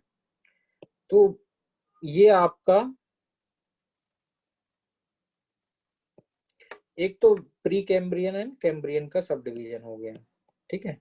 और अर्थ को बेसिकली आप सबसे बड़ा जो इसका डिवीजन होता है वो है 4 इयोन्स के अंदर। सबसे पहला इयोन, तो 4.6 बिलियन ईयर्स से लेकर 3.8 बिलियन ईयर्स तक अर्थ जो जिस की जिंदगी के समय को हम बोलेंगे हार्डीन इयोन, हार्डीन। अब 3.8 से लेकर 2.5, 3.8 बिलियन से लेकर 2.5 बिलियन ईयर्स के पीरियड को बोला जाता है आर्कियन। यहाँ पे basic forms of life emerge होती है, एनारोबिक बैक्टीरिया जाते हैं। फिर आपकी मल्टी सेलुलर आने लगती हैं, तो इसको बोलते हैं प्रोटीरोजोइक। प्रोटीरोजोइक, जोइक मींस लाइफ, ठीक है। Then you have visible life which is called Phanerozoic. तो फिनीरोजोइक की शुरुआत हो रही है, और अगर पीरियड में कहें तो कैम्ब्रियन से शुरुआत हो रही है, इसलिए हम उसको प्री कैम्ब्रियन बोल रहे थे, ठीक है। अगर मैं एओन में डिवाइड करता हूं तो 4 एओन है। एक है 4.6 से लेकर 3.8 तक का टाइम, 3.8 से लेकर 2.5 तक का टाइम, 2.5 से लेकर ये आपका 600 मिलियन ईयर्स हो गया, ठीक है। तो ये 0.6 बिलियन ईयर्स हो गया, ठीक है। तो 0.6 बिलियन ईयर्स की बात हो गई। तो आपका 2.5 से लेकर 0.6 के बीच का, और 0.6 से लेकर प्रेजेंट आज की डेट तक का। तो अगर कोई आपसे पूछे आप कौन से इयन में रह रहे हैं, तो आप वैसे भी बोल सकते हैं कि life forms is everywhere visible to you. तो विजिबल इयन में है, विजिबल लाइफ वाले इयन में है, आप फिनीरोजोइक इयन में रह रहे हैं। So you belong to Phanerozoic eon. अभी लाइफ का ये जो फेज है, इट इज, ऐसे बोला जाता है ना कि यंग, मैच्योर, ओल्ड, तो उसी तरीके से ये इसके 4 पार्ट हो गए, तो आप फिनीरोजोइक वाले पार्ट में, तो फिनीरोजोइक इयन में है। अब फिनीरोजोइक इयन को फर्दर डिवाइड किया गया 3 एराज में। बाकी जानने की आवश्यकता नहीं है, केवल इसका नाम जान लो, ठीक है। बाकी इनके इनकी जानने की आवश्यकता नहीं है, नीचे वाली, ठीक है। You don't need to study them, ठीक है। तो काम तो आसान कर दिया आपका, जब उसको इतना स्टडी नहीं करना है, बस वहां पे इयन का नाम जान लो, और इयन का नाम आगे इतना काफी है। अब ये फिनीरोजोइक जो आया है आपका, उसको 3 एरा में बांटा गया है। तो आपका 600 से लेकर कोई 300 या 250 के आसपास वाला जो पीरियड है, 600 नहीं है, वो 540 वो है, 542 से लेकर ये 250 तक, 250 से 65 और 65 से प्रेजेंट। तो 540 से लेकर 250 मिलियन ईयर के बीच के पीरियड को बोलते हैं, आज की डेट से 540 मिलियन पुरानी चीजें से लेकर 250 मिलियन पुरानी चीजों के बीच में पेलियो लाइफ थी। पेलियो मींस ओल्ड लाइफ हुआ करती थी। तो ओल्ड लाइफ थी, उसके बाद लाइफ फॉर्म एकदम चेंज होती है, डायनासोर्स अपीयर होते हैं, तो उसे बोलते हैं मीजोजोइक। मतलब मीजोजोइक मींस मिडिल लाइफ। अब डायनासोर एक्सटिंक्ट हो जाएंगे सीनोजोइक पे 65 मिलियन ईयर्स बैक, तब आपको न्यू फॉर्म्स ऑफ लाइफ देखने को मिलना, जैसे बोले हैं Cenozoic, new form of life. तो ये एक तरीके से जो फॉर्म ऑफ लाइफ चेंज हो रहे हैं, उसके बेसिस पे ही क्लासिफिकेशन हो रहा है। तो पेलियोजोइक ओल्ड फॉर्म थी, फिर Mesozoic means middle form, age of dinosaurs बोला जाता है, और Cenozoic new form, age of mammals भी बोला जाता है ऐसे। तो यहाँ पे मैमल्स अपीयर होना स्टार्ट होंगे, यहाँ पे डायनासोर्स थे, और ये ओल्ड लाइफ थी। अच्छा ठीक है, पेलियोजोइक, मीसोजोइक, सीनोजोइक को फर्दर पीरियड में डिवाइड किया गया। तो पेलियोजोइक को जो डिवाइड किया गया है इन पीरियड्स में, इसमें एक पीरियड इंपॉर्टेंट है, कार्बोनिफेरस वाला जो है, ये अबाउट 360 टू 360 से लेकर 300 मिलियन ईयर के बीच का पीरियड है। इसको कार्बोनिफेरस इसलिए बोला गया है कि आज की डेट में जो कार्बन मिलता है, बिटुमिनस कोल जहां पे मिलता है आज की डेट में, वो कार्बोनिफेरस पीरियड का बना हुआ है। तो most of your coal deposits today have been formed at that time. Wagner ने भी अपने सबूत दिए थे, उसमें बताया था। तो इसका नाम ही इनफैक्ट इस पीरियड का उस बेसिस पर रख दिया गया है कि आज की डेट में मिलने वाला सारा का सारा कोल मैक्सिमम इसी पीरियड से आता है। इंडिया के अंदर जो कोल मिलता है वो इस पीरियड का नहीं है, ठीक है। तो हमारा कोल अच्छी क्वालिटी का भी नहीं है। कोल जितना पुराना होगा उतनी बेटर क्वालिटी का होगा, ठीक है। So our coal is of not that quality and it doesn't belong to this period, ठीक है। So then you talk about Mesozoic। Mesozoic को आप 3 पीरियड में डिवाइड करते हैं, ट्राइसिक, जुरासिक एंड क्रिटेशियस, ठीक है। Triassic, Jurassic and Cretaceous. तो ट्राइसिक पीरियड में आपके डायनासोर्स जो है अपीयर होते हैं, और क्रिटेशियस के एंड में दे डिसअपीयर। ठीक है। फिर आपका आता है सीनोजोइक, न्यू लाइफ वाला, एज ऑफ मैमल्स। तो सीनोजोइक जो आपका लास्ट पीरियड है, सॉरी लास्ट एरा है, तो सीनोजोइक जो है उसको आपने डिवीजन किए हुए उसके दो, ठीक है। उनका किया है tertiary and quaternary, tertiary and quaternary, अच्छा ठीक है।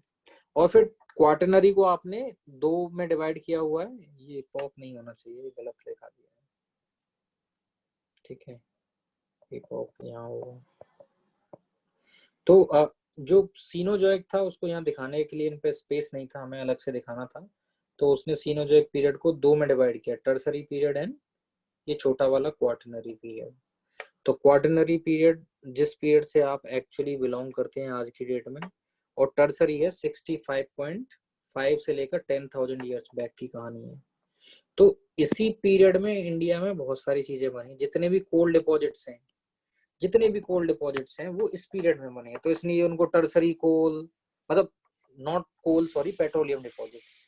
तो टर्सरी कोल कुछ है, मतलब जो अभी भी आपके इनिशियल स्टेज में, जो कि जस्ट पीट के फॉर्म में है या लिग्नाइट के फॉर्म में, वो टर्सरी ओरिजिन के कोल है। Otherwise most of your oil, जो पेट्रोलियम ऑयल मिलता है, तो पेट्रोकेमिकल्स या पेट्रोलियम ऑयल जो मिलते हैं वो इस पीरियड से बिलोंग करते हैं, टर्सरी से। और हिमालय का फॉर्मेशन जो है इसी पीरियड में स्टार्ट हुआ है, तो हिमालय आपके टर्सरी फॉर्मेशन हैं। आपके आपके बहुत सारे ये जो है जितने भी डिपॉजिट्स मिलेंगे आपको इंडिया के अंदर इसके पेट्रोलियम के, वो टर्सरी डिपॉजिट्स हैं। पीट और लिग्नाइट टर्सरी डिपॉजिट्स हैं। तो टर्सरी पीरियड कई जगह यूज होगा एक तरीके से, ठीक है। एंड टर्सरी पीरियड को फर्दर डिवाइड किया गया एपॉक्स के अंदर। तो उसमें कुछ एपॉक्स के कुछ कुछ नाम है, प्लायोसीन, मायोसीन, ओलिगोसीन, इयोसीन, ठीक है, और पेलियोसीन। लेकिन प्लस्टोसीन अलग है। प्लस्टोसीन क्या है, क्वाटरनरी का डिवीजन है। और फिर देन यू हैव, तो इन सबको अभी मत याद करो, फॉर द टाइम बीइंग याद भी नहीं होंगे, तो आई एम नॉट आस्किंग। तो आई एम सेइंग कि एपॉक्स इयन हो गए 4, you belong to Phanerozoic. Then era हो गए, अब आपके उस इयन को 3 एराज में आपने डिवाइड कर लिया, पेलियोजोइक, सीनोजोइक और मीसोजोइक। मीसोजोइक को एज ऑफ डायनासोर बोलते हैं। ये 250 से लेकर 65 मिलियन ईयर का फेज है। उससे पहले वाले फेज को बोलते हैं पेलियोजोइक। पेलियोजोइक में एक फेज इंपॉर्टेंट है जिसको आप बोलते हो कार्बोनिफेरस पीरियड। और पेलियोजोइक की शुरुआत कहाँ से होती है, कैम्ब्रियन पीरियड से होती है, ठीक है। और एज ऑफ डायनासोर्स में आपको कुछ ज्यादा नहीं याद करना है। Then comes your Cenozoic. Cenozoic को आपने इस पीरियड को दो एपॉक्स में डिवाइड किया है, quaternary and Tertiary. Tertiary almost सारा टाइम लेता है, क्वाटरनरी बहुत छोटा है। और टर्सरी पीरियड में ही आपके हिमालय बने, उसी समय आपके लिग्नाइट और पीट के डिपॉजिट जो मिलते हैं वो हैं, और उसी समय से बिलोंग करते हैं आपके हाइड्रोकार्बन्स, स्पेशली जो पेट्रोकेमिकल्स जो आपको मिलते हैं। And then you have Quaternary. Quaternary period, जो क्वाटरनरी इपॉक है, उसको आपने डिवाइड किया है दो उसमें, सॉरी, क्वाटरनरी पीरियड को आपने डिवाइड किया है दो एपॉक्स में, प्लेस्टोसीन एंड होलोसीन।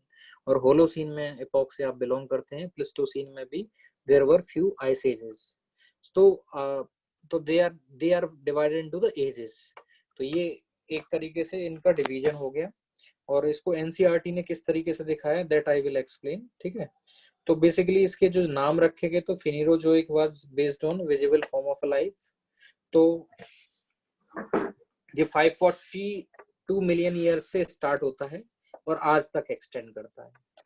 तो उस 542 को बोलते हैं कि ये कैम्ब्रियन एंड प्री कैम्ब्रियन की बाउंड्री है। तो प्री कैम्ब्रियन, तो कैम्ब्रियन जब स्टार्ट होता है तो फर्स्ट टाइम हार्ड सेल वाली स्पीसीज होना, अपीयर होना स्टार्ट होती है अर्थ पे, तो इसलिए बोले कैम्ब्रियन। तो कैम्ब्रियन नेचर की स्पीसीज पहली बार स्टार्ट होंगी अर्थ पे डेवलप होना, जिनकी हार्ड सेल होगी, जिनके अंदर वर्टिब्रेट्स होंगे, इनके अंदर रीढ़ की हड्डी होगी, मतलब उसके अंदर कैल्शियम स्ट्रक्चर्स होंगे, इसके अंदर स्केलेटन्स होंगे। वो टाइप के स्पीसीज जो है पहली बार अपीयर होना स्टार्ट होते हैं। इससे पहले वर्टिब्रेट्स नहीं थे, इनवर्टिब्रेट्स थे। अच्छा, उससे पहले के पीरियड को बोला गया Proterozoic, means before the start of this life. ठीक है। तो बिफोर लाइफ कैसी थी आपकी, तो 2.5 से लेकर ये कैम्ब्रियन तक का सफर है इसका। उसमें एक्चुअली इसमें एटमॉस्फेयर में आपकी ऑक्सीजन बिल्डअप होना स्टार्ट होती है।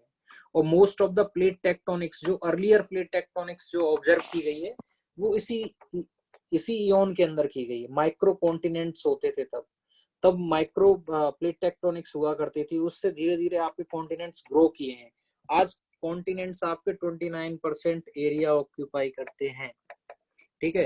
तो ये वो फेज है जो कि आपके इस लाइफ के डेवलप होने से, वर्टिब्रेट्स के डेवलप होने से पहले की फेज है। और इसमें एक्चुअली में ऑक्सीजन बिल्ड होती है, और यहाँ पे वोल्केनिक एक्टिविटीज काफी होती है, डी गैसिंग काफी होती है, प्लेट टेक्टोनिक्स होती है, माइक्रो कॉन्टिनेंट्स होते हैं, बट प्लेट्स बहुत छोटी होती हैं और कॉन्टिनेंट्स बहुत छोटे होते हैं। कॉन्टिनेंटल एरिया जो होता है अर्थ का वो बहुत कम होता है। It slowly build up, but it start happening during this Ian. इससे पहले होता है आर्कियन। आर्कियन मींस एकदम ancient, archaic form, first form, basic form of life. तो यहाँ पे बर्थ ऑफ कॉन्टिनेंट हो रही है, मतलब जस्ट बर्थ हो रहा है कॉन्टिनेंट का, कॉन्टिनेंटल मास पहली बार अपीयर होना स्टार्ट हो रहा है। And earliest form of a life, archaic form of a life starts appearing. और यहाँ पे जो फॉर्म ऑफ लाइफ है वो एनारोबिक है, उसको ऑक्सीजन नहीं चाहिए सरवाइव करने के लिए। पहले एनारोबिक बैक्टीरिया, जैसे साइनोबैक्टीरिया भी बोलते हो आप, और एनारोबिक बैक्टीरिया, साइनोबैक्टीरिया आता है, वो बिना ऑक्सीजन के सरवाइव कर पाता है, उनकी ग्रोथ होती है, and they actually start giving oxygen later, ठीक है। तो ऑक्सीजन का बिल्डअप नहीं है इस एटमॉस्फेयर में। ये आपका ऑक्सीजन जब आपके एटमॉस्फेयर से हटा दूंगा तो मैं बोलूंगा रिडक्टिव एटमॉस्फेयर था उस जमाने का। तो इनफैक्ट जब आप ह्यूमन बॉडी के अंदर भी बहुत सारी चीजें पढ़ते हैं, जो बायोलॉजी वाले हैं दे कैन अंडरस्टैंड, तो बहुत टाइप की प्रोटीन और बहुत सारे के सल्फर के कंपाउंड्स के बारे में पढ़ते हैं, तो ये उसके सबूत वहां पे भी मिलते हैं, ठीक है।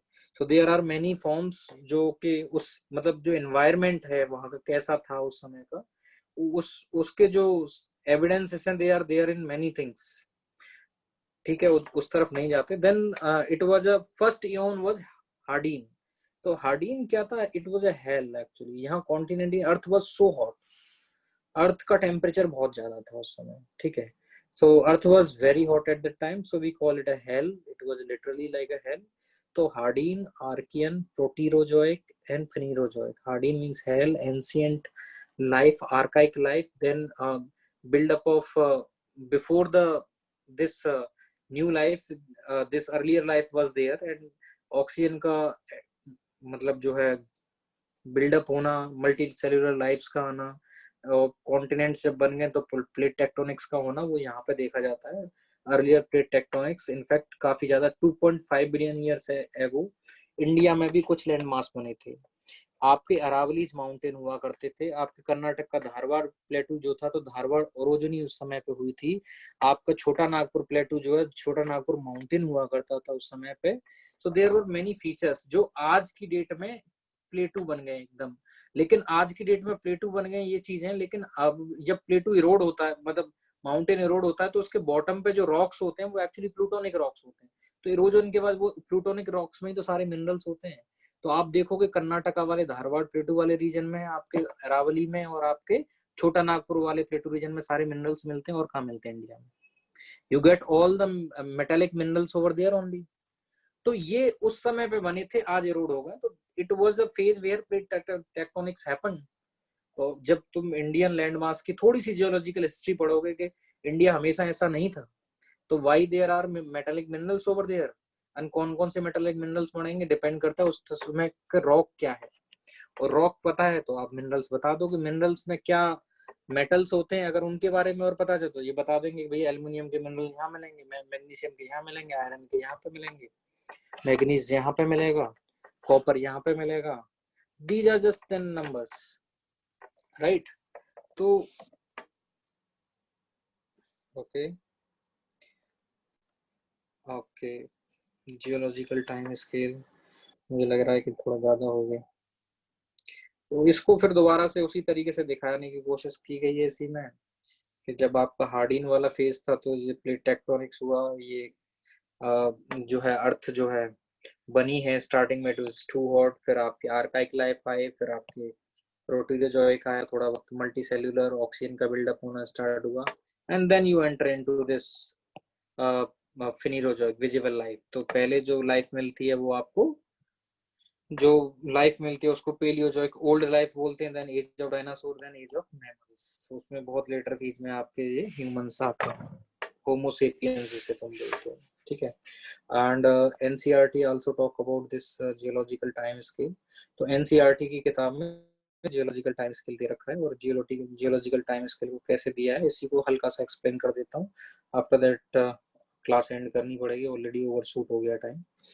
तो इन्होंने भी देखिए जियोलॉजिकल टाइम स्केल में अर्थ की एज को डिवाइड किया इयॉन्स में, और इयॉन्स को बताते समय इसको तो इग्नोर ही कर दिया, हार्डीन, आर्कियन एंड प्रोटीरोजोइक। तो आप भी इनको इग्नोर कर दें, कोई दिक्कत नहीं है। तो ये 4.6 4.8 ज्यादा लिख दिया इन्होंने, थोड़ा भावनाओं में बह गए। आप कहीं पे भी देखेंगे तो वो 4.6 ही है, 4600 है, या तो मिसप्रिंट हुआ हो या कुछ हुआ हो, ठीक है।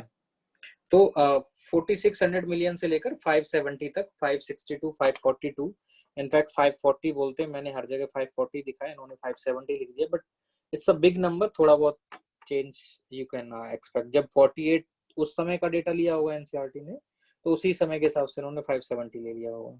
सो जो यूनिवर्स का जो शुरुआत होता है वो 13.7 बिलियन ईयर्स है वो होता है। तो ये यूनिवर्स के बारे में आपको और इंफॉर्मेशन दे रहा है। इसके बाद एक यूनिट आती है origin of star, supernova, big bang, ये सब हो रही है एक्टिविटी 30.7 बिलियन ईयर्स से लेकर 5000 मिलियन ईयर्स के बीच में। 13.7 बिलियन से लेकर 5 बिलियन ईयर के बीच में ये सारी एक्टिविटीज हो रही थी। फिर आपकी अर्थ बनती है 4.6, तो उसके अर्थ के ये 3 पीरियड इसने 3 इयॉन इसने मिस कर दिए, मतलब बताया नहीं, आवश्यकता भी नहीं है ज्यादा।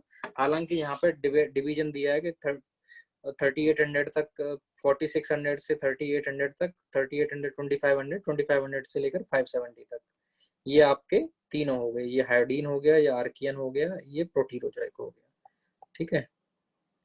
ये इसने यहाँ दे दिए, और ये भी बता दिया कि यहाँ पे क्या हो रहा था। इस एज में ओशियन और कॉन्टिनेंट जनरली फॉर्म हो रहे हैं, तो बर्थ ऑफ कॉन्टिनेंट्स वगैरह हो रही है, और ऑक्सीजन जो था उसमें कार्बन डाइऑक्साइड वगैरह हुआ था, ऑक्सीजन वाज टू हॉट, और birth of continent and all हो रही है। फिर बता रहा है कि आर्कियन में आपके unicellular bacteria and unicellular bacteria, blue green algae, ये आपके जो एनोरोबिक बैक्टीरिया जा रहे हैं। फिर प्रोटीरोजोइक में आपके जो है सॉफ्ट बॉडीज ऑर्थोपॉड्स हैं बेसिकली, अभी तक वो नहीं है, कैल्शियम हार्ड सेल वाले नहीं आए, इन्वर्टिब्रेट नहीं आए, इन्वर्टिब्रेट्स हैं, वर्टिब्रेट्स नहीं आए। फिर then it talks about this Phanerozoic, तो नाम नहीं लिखा है उसने,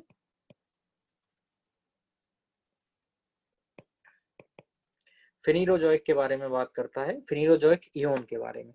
तो बोला कि चलो फिनीरोजोइक इयोन को समझो आप पेलियोजोइक इरा के थ्रू, मेसोजोइक इरा के थ्रू, एंड सीनोजोइक इरा के through.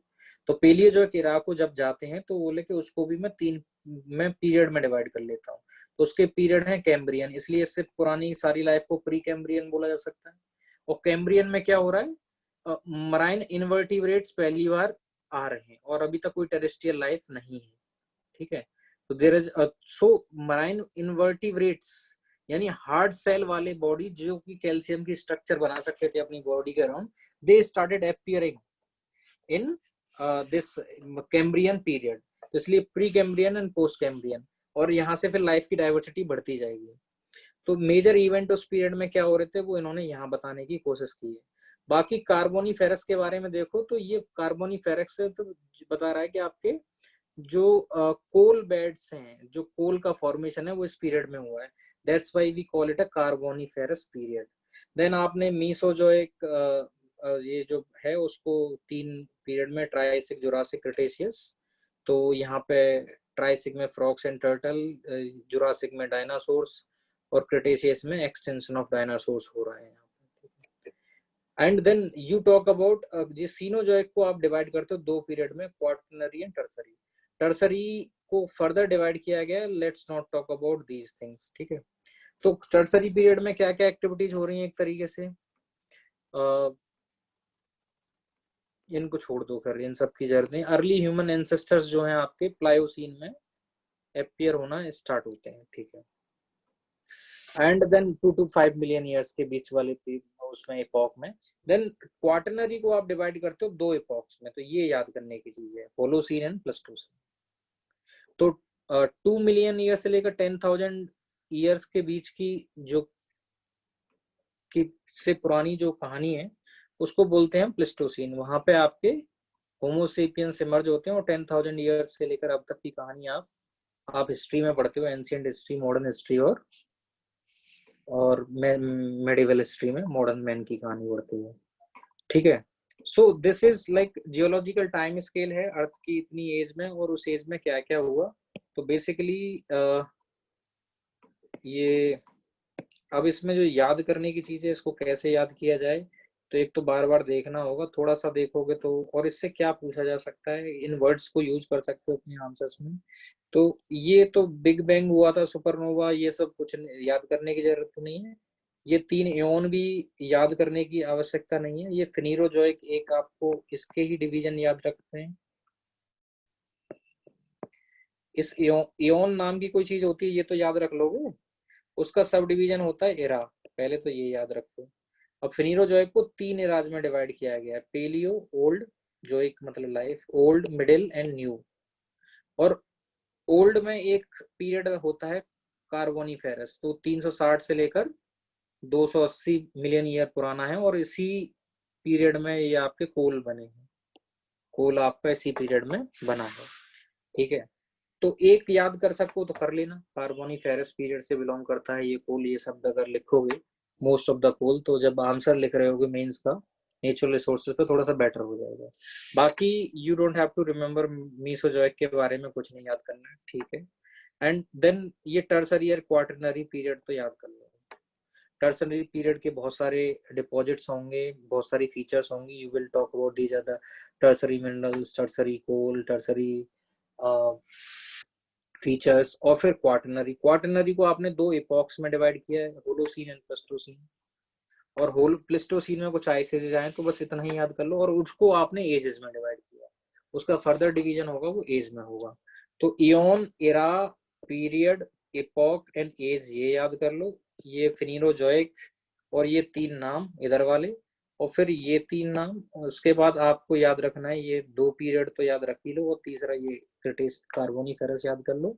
Then these 2 epochs, Holocene and Pleistocene, that will help। Otherwise NCERT ने बहुत सारी इंफॉर्मेशन एक जगह लिख दी है, और आप एग्जाम में ऐसे लिख के नहीं आ सकते, और ऐसे पूछा भी नहीं जाएगा। प्रीलिम्स का कुछ क्वेश्चन बनता है इससे, और कुछ इसके वर्ड जो है आप मेंस के आंसर्स में यूज करें।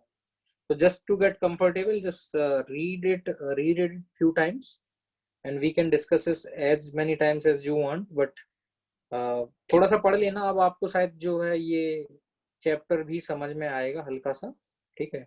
स्पेस को मैं अलग से पढ़ा दूंगा, क्योंकि उससे कई क्वेश्चन आते हैं प्रीलिम्स में, science based, it's a part of a science also. So you just ये लास्ट पेज को, जियोलॉजिकल टाइम स्केल वाले को आप पढ़ लेना।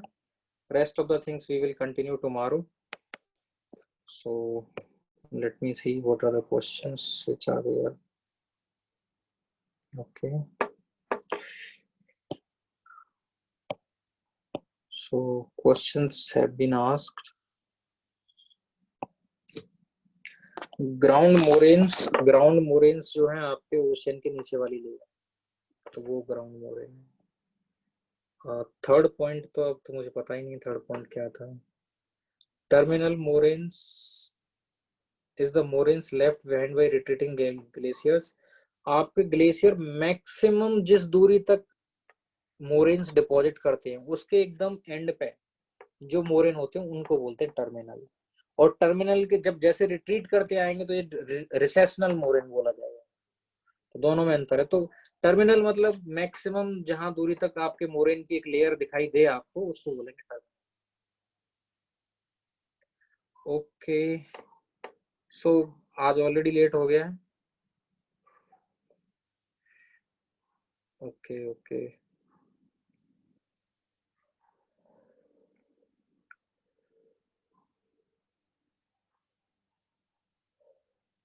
ज्योग्राफी इंटरेस्टिंग है ये तो। अच्छा, आपके फीडबैक है।